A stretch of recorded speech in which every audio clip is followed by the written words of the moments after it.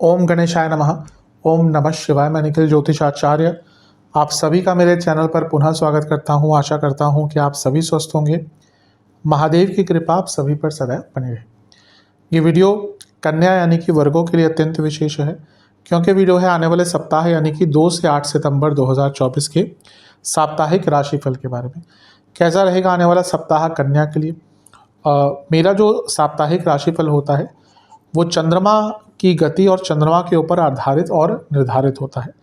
चंद्रमा बहुत तेज़ भागते हैं, 2.25 से 2.5 दिन में राशि बदल लेते हैं। स्वाभाविक है, जब इतने तेज़ कोई ग्रह राशि बदलेगा तो पूरे हफ्ते में अलग अलग भावों में रहेगा, अलग अलग राशियों में जाएगा, ग्रहों के साथ युति योग दृष्टि संबंध बनाएगा।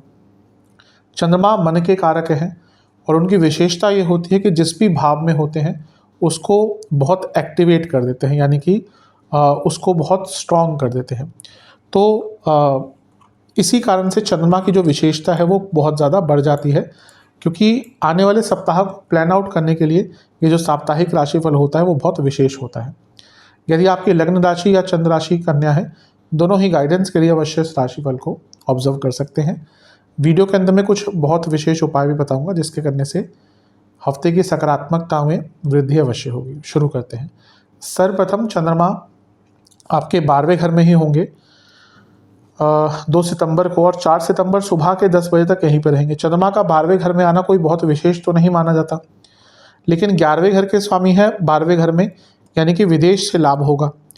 यहाँ पे 12वें घर के स्वामी के साथ खुद बैठे हुए हैं, तो ये और इंडिकेट कर रहा है कि विदेश संबंधित कार्यों में सफलता मिलेगी।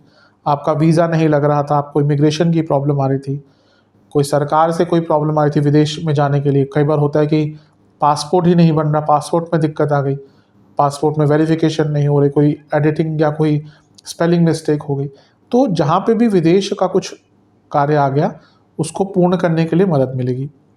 सूर्य 12वें घर के स्वामी हैं और 12वें घर में बैठे हैं, तो ये विपरीत राजयोग भी बना रहा है। और चंद्रमा क्या है, लाभ स्थान के स्वामी। कोई पैसा अटक गया था तो पैसा वापस आ सकता है। बिजनेस करते हैं, कोई पैसा डूब गया था या कहीं पर नुकसान हो गया था, उसकी भरपाई हो सकती है।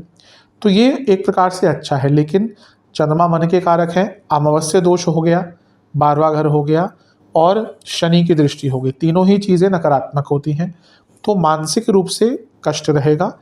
कन्या वाले जातक थोड़ा सा ओवर थिंकिंग करते हैं, तो चंद्रमा जब भी प्रभावित होते हैं ओवर थिंकिंग बढ़ जाती है। अब ये डिपेंड करता है कि इंटेंसिटी कितनी, अगर नेगेटिव ज़्यादा है तो नेगेटिव थिंकिंग होती है। तो यहाँ पे यही दिख रहा है, थोड़ी सी नकारात्मक आपकी सोच हो सकती है और वो अवश्य आपको प्रभावित करेगी। शनि और सूर्य दोनों ही लेकिन विपरीत राजयोग बना रहे हैं, और शनि 6ठे घर में बैठे हैं और सूर्य सरकार के कारक है। अच्छी चीज़ यह है कि कोई सरकारी कार्य अटक रहा था, कोई लीगल कार्य अटक रहा था, लिखा पढ़ी का कार्य अटक रहा था, वो पूर्ण हो सकता है। लेकिन मानसिक सेहत और मानसिक स्थिति पर अत्यंत आपको ध्यान बनाना पड़ेगा, अत्यंत ध्यान देना पड़ेगा। गुरु से केंद्र में है तो टेक्निकली गजकेसरी योग भी बन रहा है। नवांश कुंडली बता रही है कि थोड़ा इंडिपेंडेंट हुई है। अभी लग रहा है कि आप किसी पर बहुत ज़्यादा डिपेंडेंट हो गए हैं, स्पेशली इमोशनल लेवल पर। दशमांश कुंडली कार्य क्षेत्र में कुछ नया करने का अवसर मिलेगा। जो लोग जॉब चेंज का विचार कर रहे थे, थोड़े बहुत योग हैं। बिजनेस थोड़ा सा समझिए आसपास क्या चल रहा है। अभी लग रहा है कि आप बस थोड़ा मनमाने टाइप से चीज़ें कर रहे हैं, आपको लोग कुछ बोलते भी हैं करने के लिए, लेकिन आप उस पर ज़्यादा ध्यान नहीं दे पा रहे। जहाँ तक लव लाइफ की बात है, थोड़ा अपने बारे में भी सोचिए, अपने आप को टाइम दीजिए, उसकी आवश्यकता दिख रही है। वैवाहिक जीवन समय बिताने की आवश्यकता है, वो भी क्वालिटी टाइम। स्टूडेंट्स अपने मन को पहले क्लियर कीजिए। आपने इतना दूषित कर लिया है अपने मन मस्तिष्क को, कुछ नया नहीं सीख पा रहे या फिर आगे नहीं बढ़ पा रहे। सेहत की जहाँ तक बात है, स्लीप डिसऑर्डर, ब्लड डिसऑर्डर, हड्डियों के रोग तंग करेंगे। सर्वाष्टक में आपका सप्तम बली है। बिजनेस में कुछ नए चेंजेस लाने के लिए उपयुक्त समय है। चंद्रमा लग्न भाव में आ जाएंगे आपके 4 सितंबर सुबह 10 बजे। इसी दिन बुध का भी गोचर हो जाएगा आपके 12वें घर में। चंद्रमा का लग्न भाव में आना अच्छा ही माना जाता है। अब यहाँ पर अगर हम देखें तो लाभ स्थान के स्वामी लग्न में आ रहे हैं तो बहुत अच्छा है। शुक्र के साथ हैं, शुक्र भले ही नीच के हैं, लेकिन मैं बता चुका हूँ नीच का ग्रह पैसा बहुत देता है। मेरे पास कई कुंडलियाँ पड़ी हैं, बड़े बड़े इंडस्ट्रियलिस्ट, बड़े बड़े बिलियनर्स, जिनका कोई ना कोई ग्रह नीच का है, धनेश नीच के, लाभेश नीच के, और उनकी महादशा आ गई और व्यक्ति का जो अलग करते हैं, वो जो कर रहे हैं उससे अलग कुछ करते हैं, लेकिन बहुत लाभ प्राप्त होता है। तो नीच ग्रह को या नीच के ग्रह को ये नहीं मानना चाहिए कि पैसा नहीं दे सकता, बाकी कुछ उसके नेचुरल सिग्निफिकेंस पर बुरा प्रभाव पड़ता है, जैसे विवाह पर इसका बुरा प्रभाव अवश्य पड़ता है। तो धनेश भी है शुक्र, तो आपको लाभ प्राप्त हो सकता है। हफ्ते के मध्य भाग में रुका हुआ पैसा बढ़ सकता है। लाभेश और धनेश का योग हो रहा है और केतु के साथ है। कोई पुराना पैसा अटका हुआ था बहुत टाइम से, आप चाह रहे थे वापस आ जाए, किसी को दिया हुआ था, मांगेंगे या थोड़ा सा चीज़ों को आगे बढ़ाएंगे तो वो पैसा आ सकता है। और ये सब लग्न भाव में हो रहा है, तो अपने आप में आप बहुत एक्टिव रहेंगे कुछ नया करने के लिए पैसों के मामले में। कभी कभी मैं देखता हूँ कमेंट्स आते कि क्या धन ही सब कुछ होता है, क्या धन ही लाभ होता है। कभी कभी मैं सोचता हूँ कि ऐसे लोग किस ख्यालात में जीते हैं। वास्तविकता से दूर होना अलग बात होती है, ठीक है, फिलॉसफी झाड़ना बहुत ईजी होता है। बिना धन के आज के टाइम में क्या होता है, एक चीज़ बता दीजिए। तो धन अवश्य बहुत इंपॉर्टेंट होता है, और हफ्ते, ये पूरा ही हफ्ता स्पेशली मध्य भाग धन कमाने के लिए, लाभ अर्जित करने के लिए बहुत अच्छा है। मंगल और गुरु दोनों की दृष्टि रहेगी, यानी कि आपका लग्न भाव परम एक्टिव रहेगा। 3 ग्रह बैठे हैं, मंगल देख रहे हैं, गुरु देख रहे हैं, तो ये साफ बता रहा है कि हफ्ते का मध्य भाग कुछ बड़े निर्णय लेने का है, कुछ कठिन निर्णय लेने का है और जीवन को आगे बढ़ाने का है। नवांश कुंडली बता रही है कि अकेले टाइम बिताइएगा, बहुत चीज़ें क्लियर होंगी। आत्ममंथन, दशमांश कुंडली, कार्य क्षेत्र में अच्छा है सब कुछ, बल्कि अच्छा कार्य कर पाएंगे। हॉस्पिटैलिटी इंडस्ट्री से हैं और अच्छा रहेगा। बिजनेस, थोड़ा टैक्टफुल होना पड़ेगा। लग रहा है कि आप चीज़ों को हैंडल नहीं कर पा रहे क्योंकि आप टैक्टफुल नहीं हैं। केवल अच्छा कार्य जानना बिल्कुल भी कोई परिसीमा नहीं होती कि आप अच्छा कर लेंगे, थोड़ा टैक्टफुल बनिए। जहाँ तक लव लाइफ की बात है, अपने पार्टनर को टाइम दीजिएगा। वैवाहिक जीवन, अपने पार्टनर को समझने की कोशिश कीजिएगा।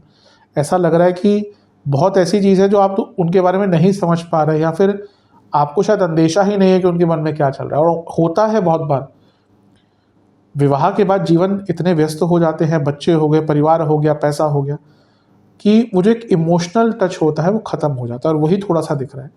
स्टूडेंट्स की जहाँ तक बात है, थोड़ा सा ओवर कॉन्फिडेंस रहेगा। सेहत, इन्फेक्शन, हार्मोनल प्रॉब्लम, नसों के रोग। सर्वाष्टक आपका लाभ स्थान बली है। अवश्य हफ्ते का मध्य भाग सबसे लाभकारी आपके लिए रहेगा धन के मामले में। 6 सितंबर रात के 11 चंद्रमा आ जाएंगे दूसरे भाव में, और सप्ताह के अंत तक यहीं पर रहेंगे। चंद्रमा का धन स्थान में आना अपने आप धन कारक होता है, और लाभेश है, पुनः लाभ स्थान धन स्थान का योग बन गया। ये पूरा ही हफ्ता स्पेशली मध्य भाग और अंतिम भाग धन प्राप्ति के लिए बहुत अच्छा है। कई ऐसे सूत्र हैं ज्योतिष के बताते हैं जहाँ पे लिखा है कि, और मैंने पाया भी है इस बात को सत्य, कि चंद्रमा का शुक्र की राशि में गोचर ही धन प्राप्ति करा देता है। तो क्योंकि शुक्र अपने आप में लक्ष्मी है, धन स्थान में आए चंद्रमा, शुक्र की राशि में आए और लाभ स्थान के स्वामी है। धन प्राप्ति के लिए जैसे मैंने कहा पूरा हफ्ता ही बहुत अच्छा है। कोई भी धन की प्रॉब्लम आ रही थी वो सॉल्व हो सकती है। जॉब नहीं लग रही थी, जॉब लग सकती है। जिनकी जॉब चली गई थी उनके लिए पूरा हफ्ता अच्छा है, क्योंकि धन आना दिखा रहा है ना। अब जो जॉब करता है उनके लिए तो पैसा जॉब से ही आएगा। जिनकी जॉब चली गई थी, छूट गई थी, अभी भी ले-ऑफ्स बहुत चल रहे हैं। मैंने अभी पिछले 1-2 महीने पहले बुध के गोचर का कुछ वीडियो बताया था, जिसमें कहा था पतित होंगे तो कई लोगों की जॉब जा सकती है। और कई लोगों ने उस टाइम बोला आप नेगेटिव बोल रहे हैं। मेरे पास इतनी कंसल्टेशन आई भर के कि कितने लोगों को ले-ऑफ्स उस बुध के आसपास ही किए, जब वो वक्री हुए, जिस दिन पतित हुए। तो सब प्रभाव रहता है ग्रहों का। तो ये वो समय है जब अगर आपकी रिसेंटली जॉब चली गई थी या कोई इशू आ रहा था, तो उसको प्राप्त करने के लिए पुनः ये समय बहुत अच्छा है। हफ्ते का अंतिम भाग अच्छा है, लेकिन चंद्रमा दूसरे भाव में है, थोड़ा सा वाणी के चंचलता पर ध्यान देना है। नवांश कुंडली बता रही है कि अपने कार्यों की जिम्मेदारी लीजिए, उसके लिए अच्छा टाइम है। दशमांश कुंडली, कार्य क्षेत्र में कुछ अच्छा काम करने का मौका मिलेगा। बिजनेस, अपने पार्टनर्स से थोड़ी सी बातचीत कीजिए। ऐसा लग रहा है कहीं ना कहीं थोड़ा सा कम्युनिकेशन गैप बढ़ता जा रहा है। जहाँ तक लव लाइफ की बात है, पूर्णता की कमी दिख रही है। कुछ अच्छा टाइम होता है, लेकिन फिर बहुत ऐसी चीज़ें हैं जो अधूरा सा कर देती है रिलेशनशिप को।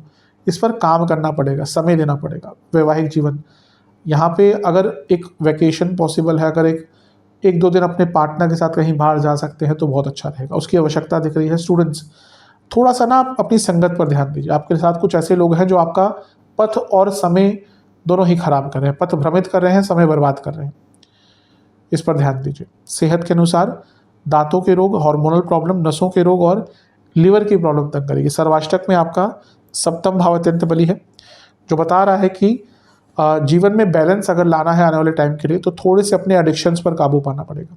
उपाय के स्वरूप में आपको गणपति जी को दुर्वा अर्पण करके ओम लंबोदराय नमः मंत्र का 108 बार जाप करना है। आशा करता हूँ कि वीडियो आपके काम आएगा। चैनल पर नए हैं सब्सक्राइब कीजिए, वीडियो को लाइक कीजिए। मिलता हूँ अगली वीडियो में, तब तक के लिए ओम नमः।